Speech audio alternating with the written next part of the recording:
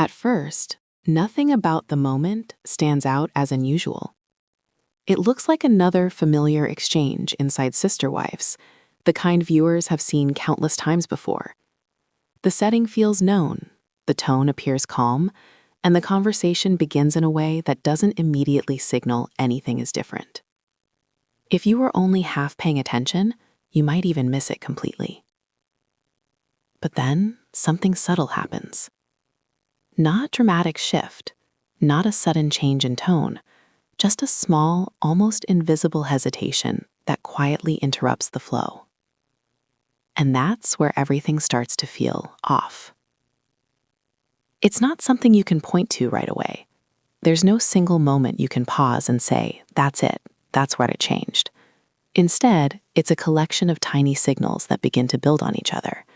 A pause that lingers just a second longer than expected. A response that feels slightly delayed.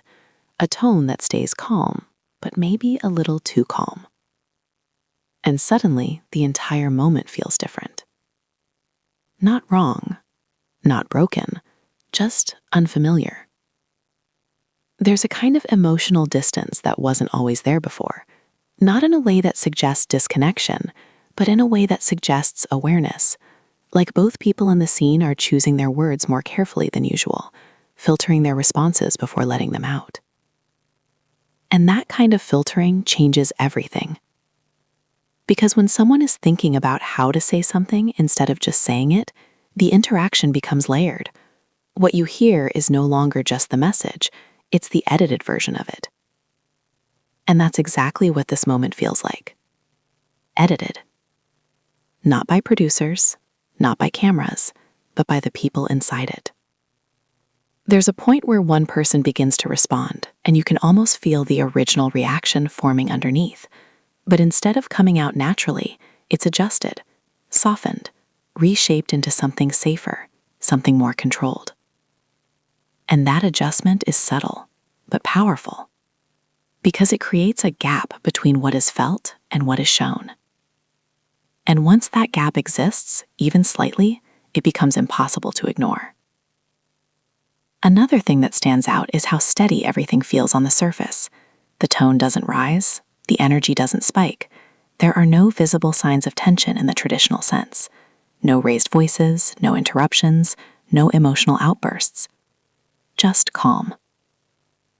But it's a very specific kind of calm. The kind that feels maintained rather than natural. The kind that suggests something is being held in place. And when calm feels maintained, it often means there's something underneath it that isn't being allowed to fully surface. That's where the tension really lives in this scene, not in what is happening, but in what is being contained. There's also something happening with eye contact that adds to this feeling. It's not absent, but it doesn't quite hold. It starts, then breaks, returns briefly, then shifts again, and those small breaks create a sense of hesitation. Not discomfort exactly, but caution.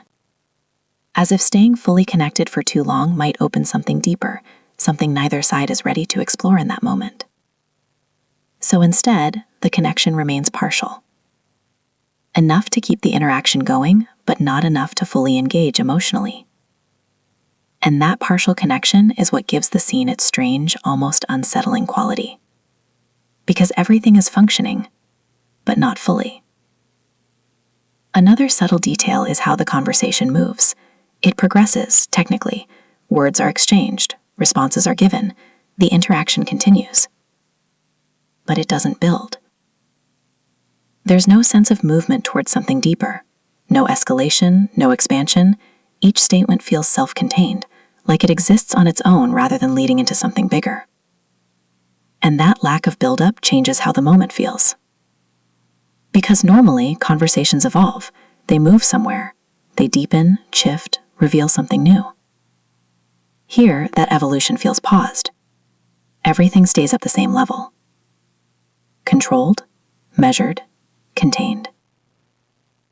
There's a moment where the conversation could open up. You can feel it. An opportunity for something more honest, more direct, more revealing. It's right there, just beneath the surface. But it doesn't happen. Instead, the moment redirects. Gently, almost invisibly, but clearly enough that you can feel the shift. And that redirection is one of the most important parts of the scene. Because it shows that depth is still there, it's just not being accessed. And when depth exists but not explored, it creates a kind of quiet tension that lingers beneath everything else. There's also a change in how listening happens. It's not passive, but it's not fully engaged either.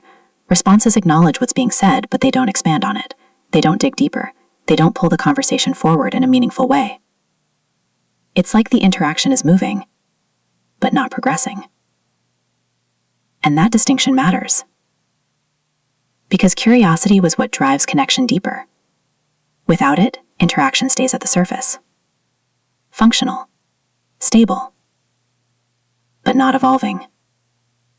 There's also a difference in pacing that becomes more noticeable over time. The conversation doesn't flow continuously. It moves in small segments. A short exchange, then a pause. Another exchange, then stillness again. And that segmented rhythm breaks the sense of flow. It makes everything feel more deliberate, more structured, less organic. And that structure, while calm, also creates distance, because natural flow often brings spontaneity, and spontaneity brings emotional visibility. But here, spontaneity is reduced. Everything feels slightly measured. There's a moment where reaction can stronger, not in a dramatic way, just more expressive, more aligned with the emotional weight of what was said. But instead, it stays controlled. Neutral. And that mismatch between what is said and how it's received creates a subtle tension. Because it suggests that something is being held back, something that isn't fully matching the surface response. And that gap becomes part of how the moment is understood. There's also a growing awareness between the people in the scene. An awareness not just of each other, but of the moment itself. Of how things might unfold if they go further. Of what could happen if certain topics are pushed deeper. And that awareness creates caution. Not fear. Not avoidance. But carefulness. A sense of choosing how far to go, rather than letting the moment naturally take them there. And that choice defines everything. Because once interaction becomes something that is managed rather than simply experienced, it changes its nature. It becomes quieter, more controlled, less reactive. And while that creates stability, it also limits how much can unfold. By the time you reach the end of this part of the scene, nothing has gone wrong. Nothing has broken. Everything appears calm, steady, even balanced. But underneath that balance, something feels different. Not because of what happened, but because of what didn't. The deeper responses that never came, the emotions that stayed contained, the moments that could have opened, but didn't. And that's when the realization starts to settle in. This isn't just a normal scene. It looks like one. But underneath, something is different. Something subtle, something controlled, something that changes the entire tone without ever announcing itself. And that's what makes it so hard to ignore. Because you can't fully explain it, but you can definitely feel it. Once that feeling settles in, the sense that something is just slightly off, you start watching the moment differently. It's no longer a casual exchange you can pass through. Every detail begins to matter. Every pause feels like it might be carrying something underneath it. And that's where the scene starts to open up in a completely new way inside Sister Wives, because now you're not just listening to what's being said, you're paying attention to what isn't. There's a noticeable shift in how responses are formed. They don't arrive instantly. They come after a small delay, almost like there's an internal process happening before anything is allowed to be expressed. And that delay, no matter how small, changes the emotional rhythm of the entire interaction. It creates space. Not empty space, but thinking space. A place where reactions are being adjusted before they become visible. And that adjustment is where the real story starts to take shape. Because when someone takes that extra moment, it often means they're deciding how much of the truth to show, not necessarily hiding anything, but choosing the version of their response that feels safest, most controlled, most appropriate for the moment. And when both sides of a conversation are doing that, the interaction becomes layered. What you're hearing is no longer the raw response, it's the refined version. There's a moment where a simple reply could have been enough. It could have passed naturally, without drawing attention, but instead it feels slightly shaped, like it's been trimmed down, smoothed out, made smaller than it might have been originally. And that subtle shaping creates distance. Not dramatic distance. Just enough to feel. Just enough to make you wonder what the unfiltered version might have sounded like. Another thing that becomes clearer the more you watch is how steady everything remains. The tone doesn't fluctuate. It doesn't rise or fall. It stays within a narrow emotional range that feels very controlled. And that control is consistent. It doesn't slip. It doesn't break. Even when there are moments that could naturally lead to something deeper, the tone holds steady. And that kind of consistency isn't accidental. It's maintained. Which means effort is involved. Because real conversations, especially emotional ones, naturally shift. They move, they expand, they react. But here, that natural movement feels limited. As that sense of control becomes more obvious, the moment starts to feel less like a simple interaction and more like something carefully maintained.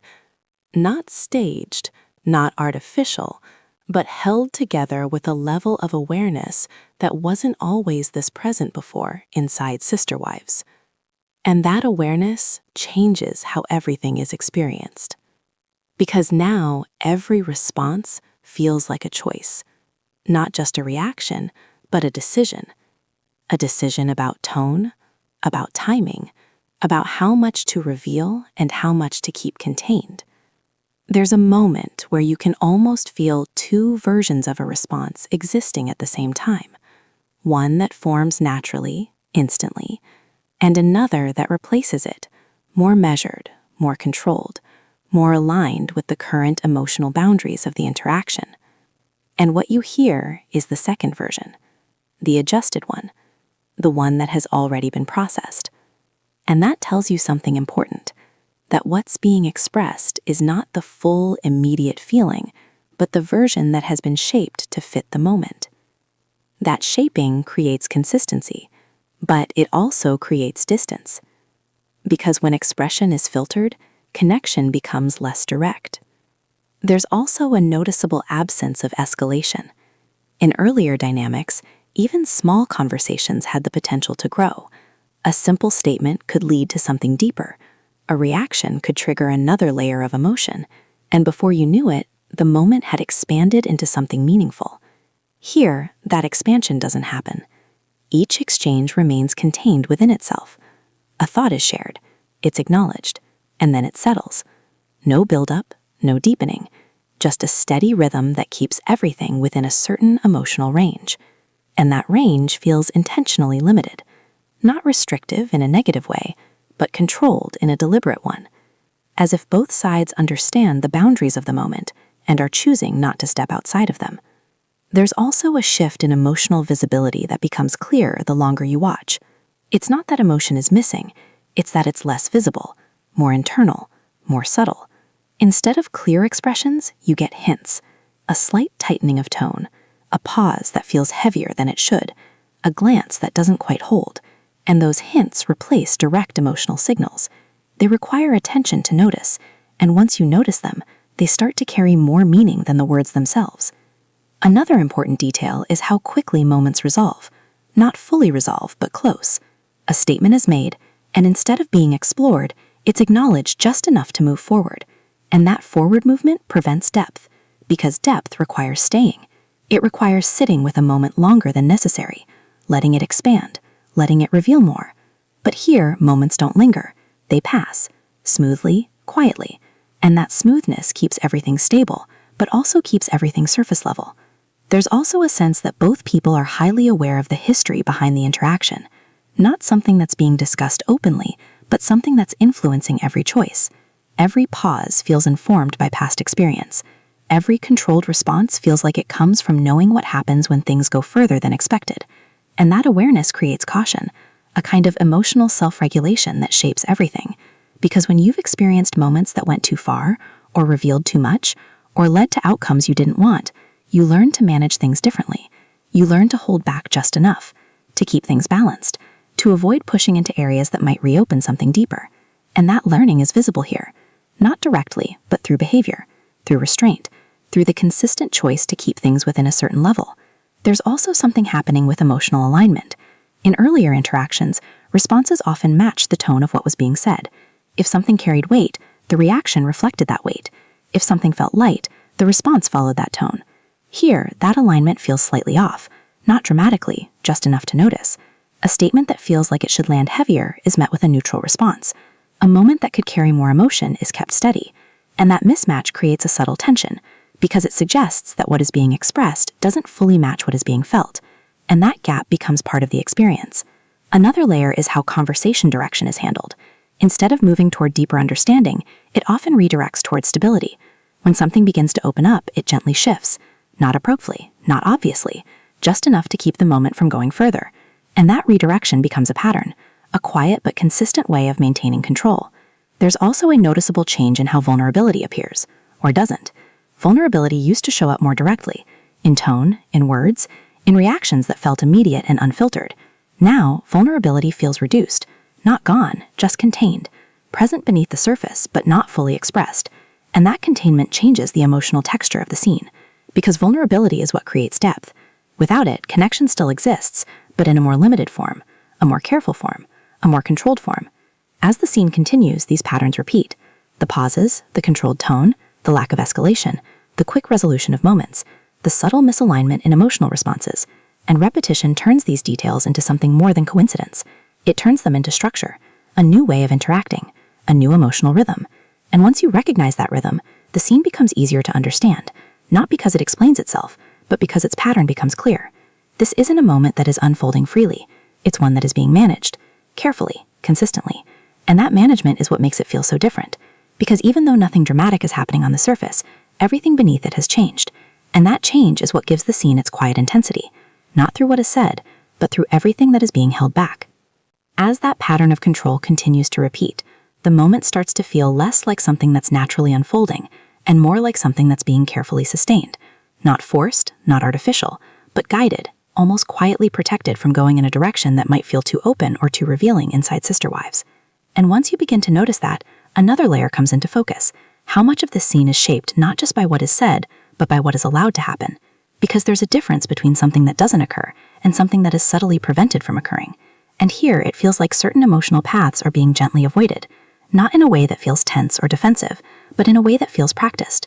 There's a moment where the conversation edges towards something deeper, something that could open into a more honest, more vulnerable exchange. You can feel the possibility. It's there, just beneath the surface, waiting to be explored. But instead of moving forward, the moment shifts. Not abruptly, not obviously, just enough to keep things where they are. And that kind of shift is easy to miss if you're not paying attention. But once you see it, it changes how you understand everything that follows. Because now you realize that depth isn't absent, it's being managed. And managing depth requires awareness. It requires both people to recognize where a moment could go and make a choice about whether or not to let it go there. And in this scene, that choice seems to be the same every time. Stay within the boundary, keep things steady, don't push further. There's also something happening with how emotions are timed. They don't arrive immediately. They don't spill over into the moment. Instead, they appear in controlled, measured ways, like they've already been processed before being expressed. And that changes the emotional energy completely, because immediate emotion feels alive. It feels connected to the moment as it's happening, but processed emotion feels different. It feels shaped. It feels slightly removed from its origin, and that removal creates distance. Not distance between people necessarily, but distance between feeling and expression. Another detail that becomes more noticeable is how reactions don't fully match the weight of what's being said. A statement that carries meaning is met with a response that feels lighter, more neutral, more contained. And that mismatch doesn't create conflict, it creates tension, because it suggests that something isn't fully aligning beneath the surface. Something is being held back, something is being adjusted, and that adjustment becomes part of the emotional structure of the scene. There's also a subtle shift in how attention is directed. Instead of focusing only on what is being said, your attention starts moving to everything around it. The pauses, the breathing, the slight changes in posture, the way someone looks away just a little sooner than expected. And those small details begin to carry more weight than the dialogue itself, because when words are controlled, the truth often shows up in what surrounds them. Another important layer is how consistency reinforces meaning. If something happens once, it might not stand out, but when it happens repeatedly, when the same patterns appear over and over, it becomes clear that it's intentional. The same kind of pause, the same level of control, the same gentle redirection away from deeper topics. And that repetition turns behavior into structure. A structure that defines how interaction works in this moment. There's also something happening with emotional risk. In earlier dynamics, there was a greater willingness to take that risk, to say something that might lead to a deeper, more intense exchange. Here, that risk feels minimized, not completely gone, but reduced. And reducing risk creates stability. It keeps things calm, predictable, manageable, but it also limits what can emerge, because emotional breakthroughs often come from moments where risk is taken, where something is said without full control, where the outcome isn't fully known. And that kind of openness isn't present here. Everything feels known, expected, contained. There's also a growing sense of emotional independence. Each person seems to be processing their feelings internally rather than through the interaction itself, and that changes the purpose of the conversation. It's no longer about discovering something together in real time. It's about sharing what has already been processed individually. And that shift reduces the need for exploration, because the exploration has already happened, just not in the shared space. Another subtle but important detail is how quickly moments close, not because they are fully resolved, but because they are not expanded. A topic appears, it's acknowledged, and then it's allowed to settle without being developed further. And that quick settling keeps everything smooth, but also prevents depth from forming. There's also a sense that both people are aware of this pattern, not consciously discussing it, but participating in it, following the same rhythm, maintaining the same boundaries. And that shared awareness creates a kind of silent agreement, an understanding of how far the interaction will go and how far it won't.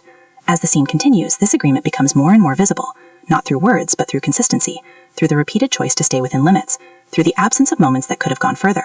And that consistency is what gives the scene its emotional tone, because it shows that this isn't accidental.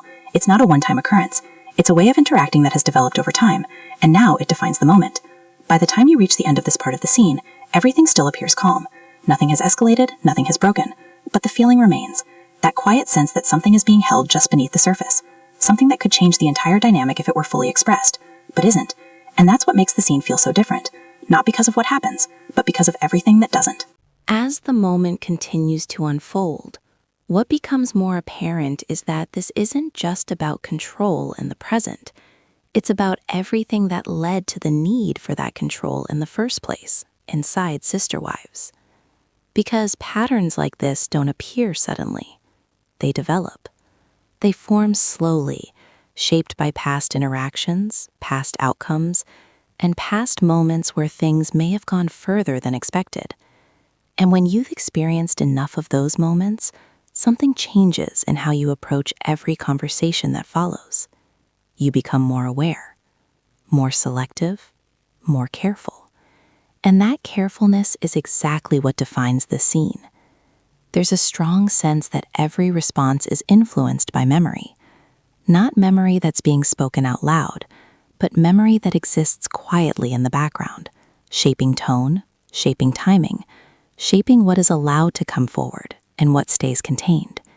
And that influence is subtle, but constant. It shows up in hesitation, in the way sentences are shortened, in the way certain topics are approached but never fully entered. And that tells you something important. This moment isn't just about what's happening now. It's about what has happened before. There's also a noticeable shift in emotional trust. Not in a negative sense, not in a way that suggests something is broken, but in a way that suggests things are handled differently now. Instead of fully leaning into the moment, there's a level of self-reliance that wasn't always this strong. Each person seems to hold on to their own emotional process, rather than placing it entirely into the shared space. And that changes the dynamic.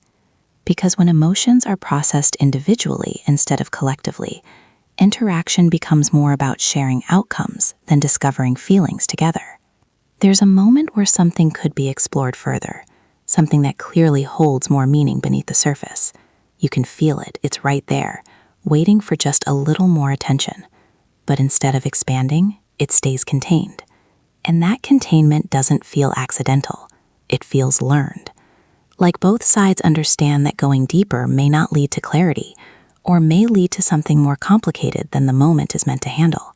So instead, they stay where things feel manageable. And that choice keeps everything steady, but also prevents resolution. Another layer that begins to stand out is how emotional energy is used. It's not absent, but it's focused, limited to what's necessary. There's no extra expression, no unnecessary expansion, no lingering in moments longer than needed. And that efficiency creates a very specific tone, a tone that feels calm, but also slightly restrained. Because emotion naturally wants to move. It wants to expand, to be seen, to be fully expressed. And when that movement is limited, it doesn't disappear, it stays contained. And that containment creates pressure. Not explosive pressure, but quiet pressure, the kind that exists beneath the surface, shaping everything without fully revealing itself. There's also something happening with emotional alignment that becomes more noticeable over time. Reactions don't always match the depth of what's being said. A statement that feels meaningful is met with a response that feels neutral, balanced, controlled. And that imbalance creates a subtle disconnect, not enough to break the interaction, but enough to change how it feels. Because when emotional alignment is slightly off, connection becomes less immediate, less shared, more individual. Another important detail is how conversation direction continues to be managed. Whenever something begins to move towards deeper territory, it gently shifts. Not abruptly, not in a way that feels forced, but just enough to keep things within a certain range. And that range becomes the emotional boundary of the scene, a boundary that is never spoken but consistently respected. There's also a sense that vulnerability is being carefully regulated, not avoided completely, but expressed in very controlled amounts, just enough to maintain authenticity, not enough to create emotional exposure. And that regulation changes how connection feels, because vulnerability is what creates depth. It's what allows people to move beyond surface-level interaction. And when vulnerability is limited, depth becomes limited as well. There's also a growing awareness of how consistent these patterns are. The pauses, the controlled responses, the lack of escalation, the quick settling of moments. They repeat, again and again, and repetition turns behavior into structure, a structure that defines how interaction works now, not just in this moment, but across multiple moments. And that structure feels stable, predictable, but also slightly distant, because stability often comes from control, and control often comes at the cost of spontaneity. Another subtle but important shift is how emotional presence is experienced. Both people are physically present, engaged in the conversation, responding, listening. But emotionally, there's a sense of partial presence, like part of the experience is happening internally rather than being fully shared. And that partial presence creates space that isn't empty but isn't fully connected either. There's also a sense of emotional pacing that continues to shape everything. Nothing moves too quickly, nothing expands too far. Everything stays within a carefully maintained rhythm, and that rhythm keeps the moment smooth, but also keeps it contained, because when pacing is controlled, so is depth, so is intensity, so is expression. By the time this part of the scene settles, nothing has visibly changed. No conflict, no resolution, no dramatic shift. But the feeling remains. That quiet awareness that something deeper exists beneath everything being shown. Something shaped by history, something maintained through control, something that influences every word, every pause, every decision to stay within the boundary. And that's what makes this moment feel so different, not because of what is happening on the surface, but because of everything that is being carried underneath it. As the moment continues to settle into its own rhythm, what becomes even more noticeable is that this isn't just about two people managing a conversation. It's about an entire dynamic that has quietly shifted over time inside Sister Wives.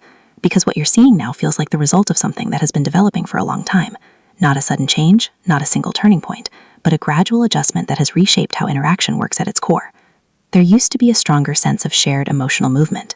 Conversations felt like they were happening together, one reaction feeding into another, one emotion building on the next. Even when things were complicated, there was a sense of connection through that shared experience. Now, that shared movement feels different, less synchronized, more individual. Each person seems to be operating within their own emotional space, connected on the surface but processing internally before anything is expressed outwardly.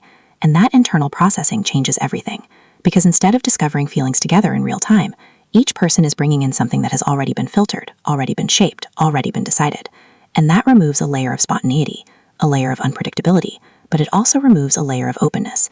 There's a moment where a response comes across as complete, but almost too complete, like it doesn't invite further exploration. It answers what needs to be answered, but it doesn't create space for anything deeper to follow. And that kind of response closes the door gently without making it obvious. It keeps the conversation moving, but it doesn't let it expand. And that pattern repeats over and over. A thought is expressed, it's acknowledged, and then it settles. No follow-up that digs deeper, no curiosity that opens a new layer, just a smooth continuation that keeps everything within a controlled range. There's also a noticeable shift in how emotional roles are functioning. In earlier dynamics within Sister Wives, people often fell into certain patterns, some more expressive, some more reactive, some more reserved. Those roles created a kind of balance, even when things were tense. But here, those roles feel less defined, more even, more controlled across the board. And when everyone is operating at that same controlled level, there's less contrast, less emotional variation. Everything feels more uniform. And while that creates stability, it also flattens the emotional landscape. There's less movement, less shift, less visible change within the moment. Another detail that stands out is how conflict has changed its form. It hasn't disappeared, it hasn't been resolved completely, but it no longer shows up in direct, visible ways.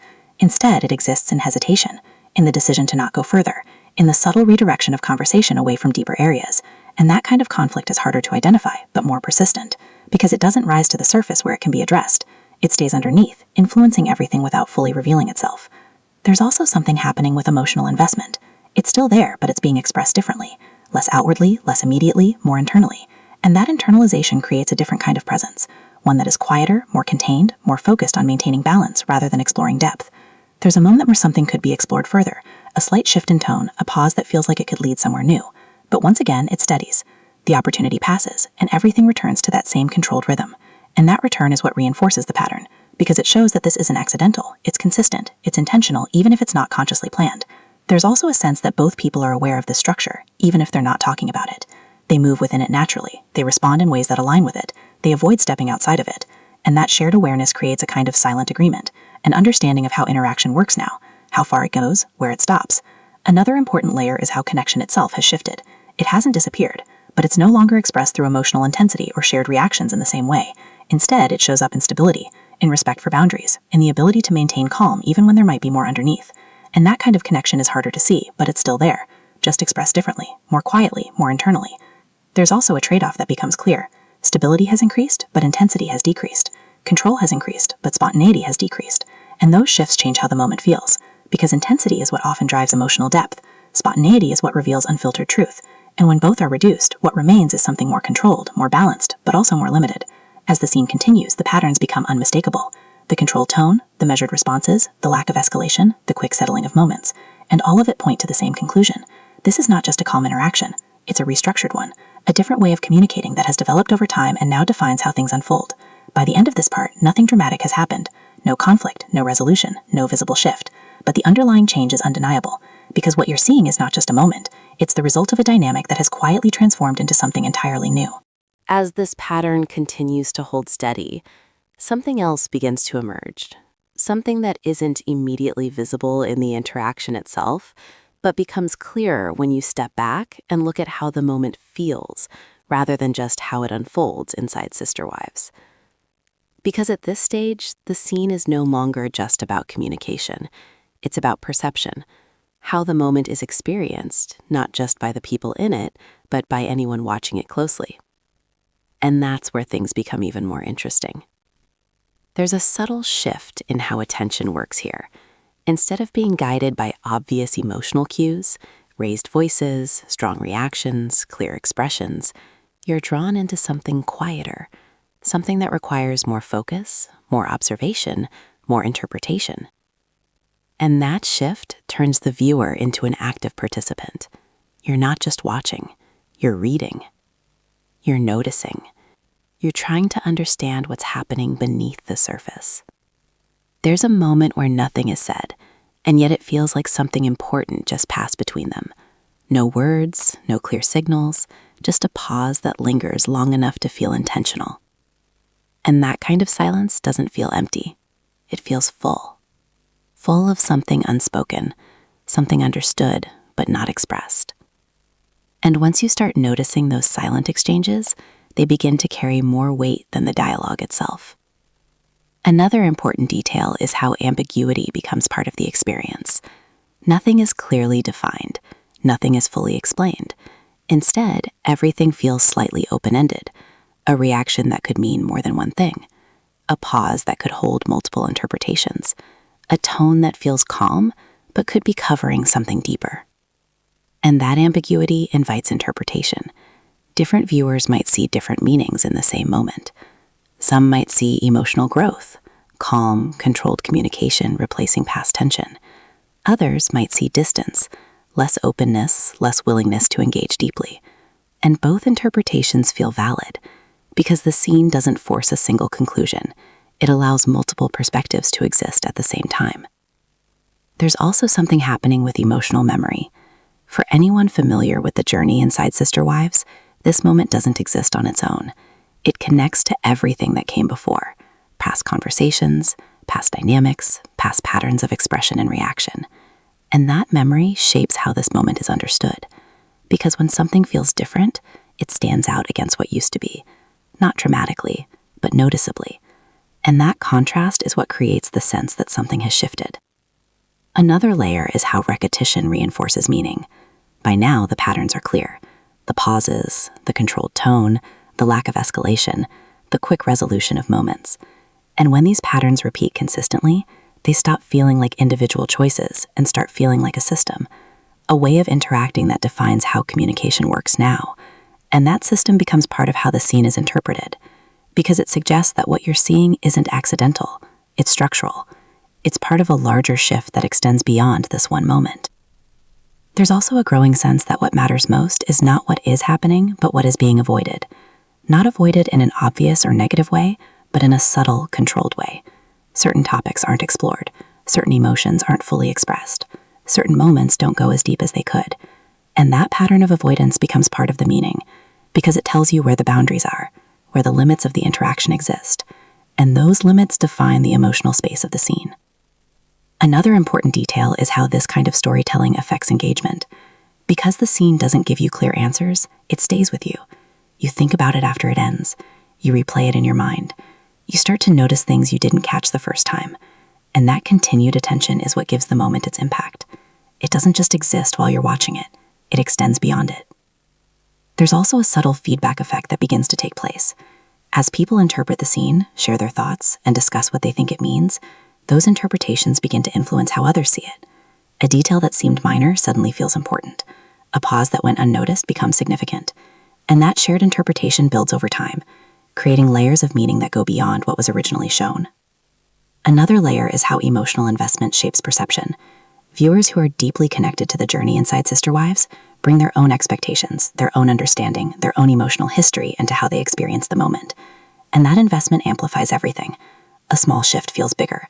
A quiet pause feels heavier, because it's not just about the present, it's about everything that led up to it. There's also a sense that the scene is designed to be noticed in this way, not overtly, not in a way that demands attention, but in a way that rewards it. The more closely you watch, the more you see. The more you see, the more you understand. And that layered experience is what makes the moment stand out, because it doesn't rely on obvious drama. It relies on subtle complexity, on details that only become clear over time, on meaning that isn't given, but discovered. By the time this part of the scene settles, what becomes clear is that the moment has moved beyond simple interaction. It has become something that invites interpretation, something that encourages deeper observation, something that continues to unfold even after it ends. And that's what makes it feel so different, not because it tells you something directly, but because it asks you to find it. As the scene continues to unfold, what becomes even more striking is how much of the meaning now lives in the spaces between everything, between the words, between the reactions, between the moments that almost become something more but never fully do inside Sister Words. Because by this point, it's no longer just about what is happening, it's about what is not happening, and that distinction changes the entire emotional experience. There are stretches where the conversation feels like it's moving, but when you look closer, it isn't actually going anywhere new. It's circulating within the same emotional range, staying within the same boundaries, repeating the same patterns of control and restraint. And that repetition creates a kind of stillness, not silence exactly, but a lack of forward movement, a sense that everything is being maintained rather than developed.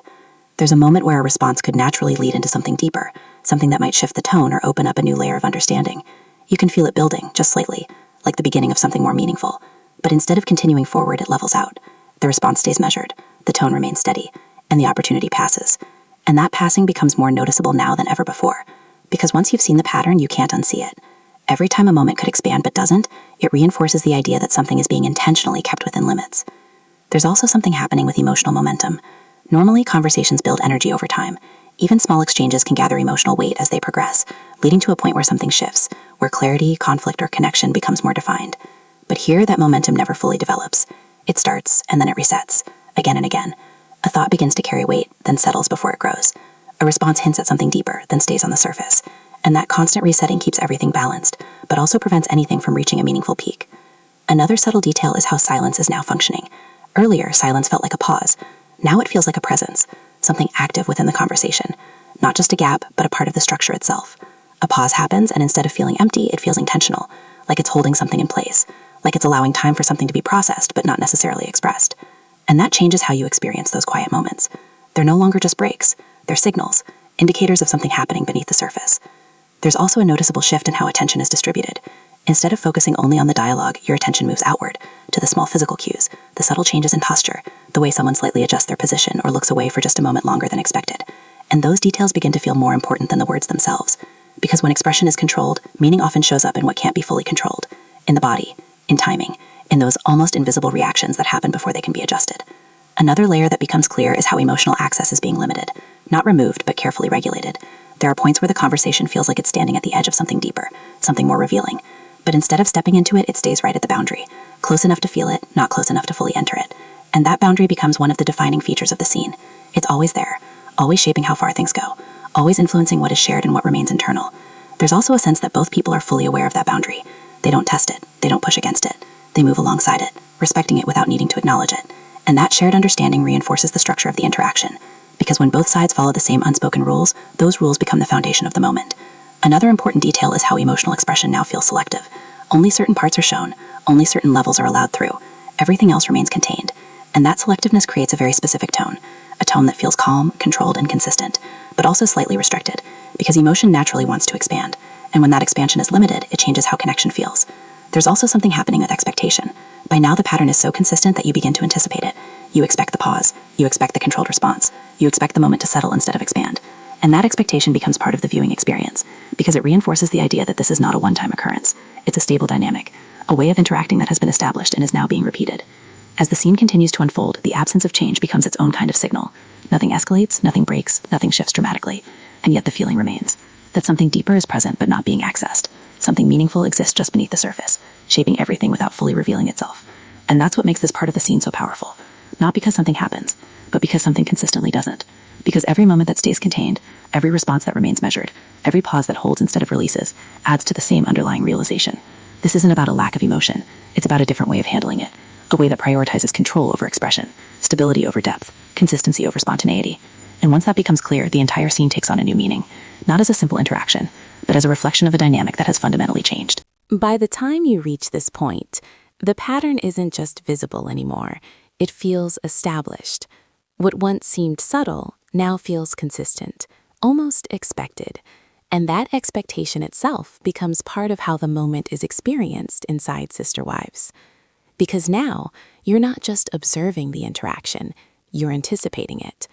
You begin to sense when a pause is coming before it even happens. You recognize when a response is about to stay controlled instead of expanding. You can feel when a moment is approaching a deeper edge, and you already know it won't cross it. And that predictability says something important. It shows that this isn't accidental behavior. It's a system, a structure that has formed over time and now guides how everything unfolds. There's a moment where a statement lands with just enough weight to suggest that something more could follow. It feels like a doorway, an opening into a deeper layer of conversation, something more honest, more revealing. But instead of stepping through that doorway, the moment pauses, and then it closes. Not abruptly, not noticeably, just quietly enough that if you weren't paying attention, you might not even register that anything was missed.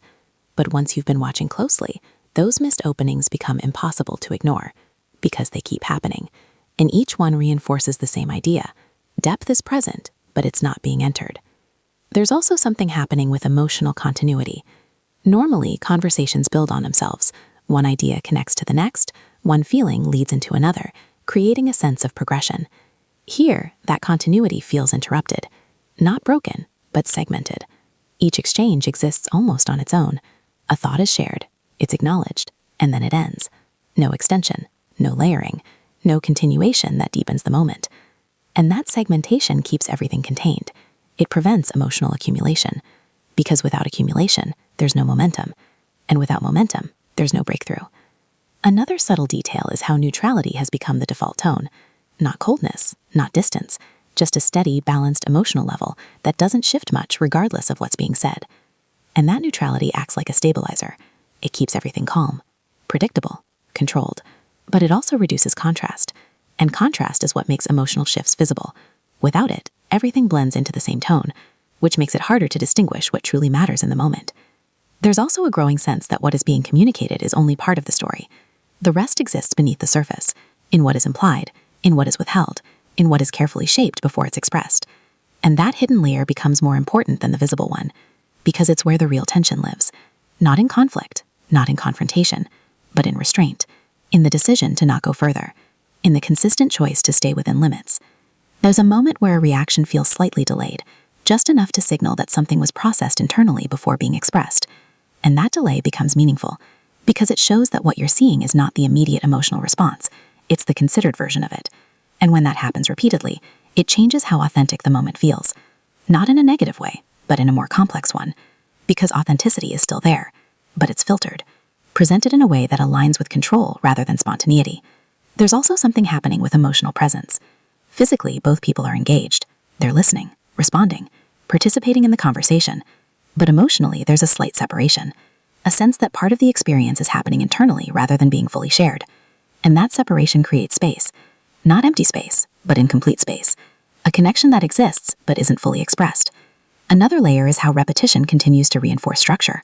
The same patterns appear again. The pauses, the measured responses, the quick closing of moments, the avoidance of deeper exploration. And when something repeats this consistently, it stops feeling like a choice and starts feeling like a rule, an unspoken rule that defines how interaction works now. And once rules are in place, behavior becomes predictable, which is exactly what you begin to feel. You know how the moment will respond to itself. You know where it will stop. You know how it will settle. And that predictability removes uncertainty. But it also removes discovery, because discovery happens when something unexpected occurs, when a moment goes further than anticipated, when emotion breaks through control. And that kind of unpredictability isn't present here. Everything stays within the known range. There's also a sense that both people are not just aware of each other, but aware of the structure they're operating within. They follow it naturally. They respond in ways that maintain it. They don't push against it. And that shared awareness reinforces the system. Because when both sides participate in the same pattern, it becomes stable, reliable, consistent, but also limiting. As the scene continues, the absence of change becomes more noticeable than any action. Nothing escalates. Nothing shifts dramatically. Nothing breaks the pattern. And that consistency becomes the defining feature of the moment. Not what happens, but what continues to happen in the same way. By the end of this part, the realization is clear. This isn't just a calm conversation. It's a controlled environment. An interaction shaped by boundaries, by awareness, by a shared understanding of how far things will go. And that understanding is what gives the scene its unique feeling. Not intense, not dramatic, but quietly structured in a way that changes everything about how it's experienced. By the time everything settles, what remains isn't a single clear answer. It's a feeling that something fundamental about the moment has shifted, even if nothing obvious ever changed on the surface inside Sister Wives. Because this is the part that lingers. Not the words, not the exchanges, but the structure underneath it all. The way everything stayed controlled. The way nothing fully opened up.